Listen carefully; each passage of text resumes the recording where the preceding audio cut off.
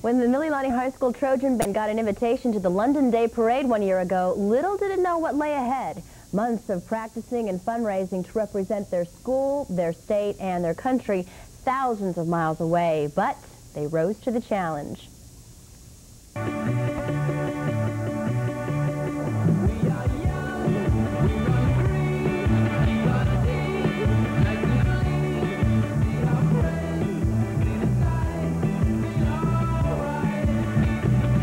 What are you most looking forward to when you get there? Cruising with everybody with no parents around and just running amok.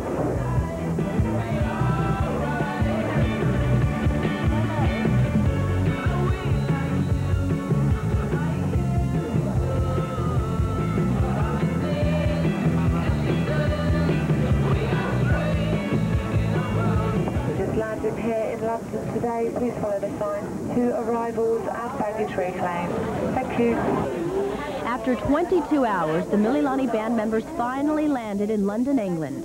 They've traveled before to the Macy's Thanksgiving Day Parade, to the Pasadena Rose Parade, to Japan, to Florida, but never have they come this far. You've got a map of the underground here. Now, the underground is very, very easy to use. After a quick orientation, the 180 students, their chaperones, and tag-alongs were ready to take on London. A bus tour of the town took them to Westminster Abbey first, the site of coronations, weddings, and burials of most English monarchs, from William the Conqueror to the reigning queen, Elizabeth. Mililani Palace is fairly familiar with the Mililani students, but in London they were treated to a much bigger, more elaborate palace. You might know it. It's called Buckingham. It's the London residence of Queen Elizabeth, one of her several homes scattered throughout the United Kingdom. Along the River Thames on this sunny morning, the Palace of Westminster, housing the English Parliament of the House of Lords and the House of Commons.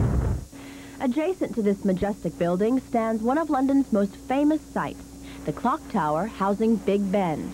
And with Big Ben in the background, the students captured a moment of their trip together on film.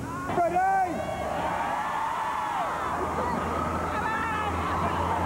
I didn't quite hear that. Are you ready? During their stay, the students also toured the Tower of London, a medieval fortress that today houses England's crown jewels and the world's largest diamond. But it wasn't all tour time. Band members knew they came to do a job.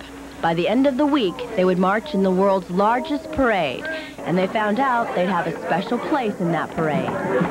Whenever you organize a parade, you want to start with a bang and finish with a bang. So the fact that Mililani would be close to the end would mean that we think they're one of the bigger and better groups. Tomorrow, Mililani's pre-parade performance at the world-famous Wembley Auditorium.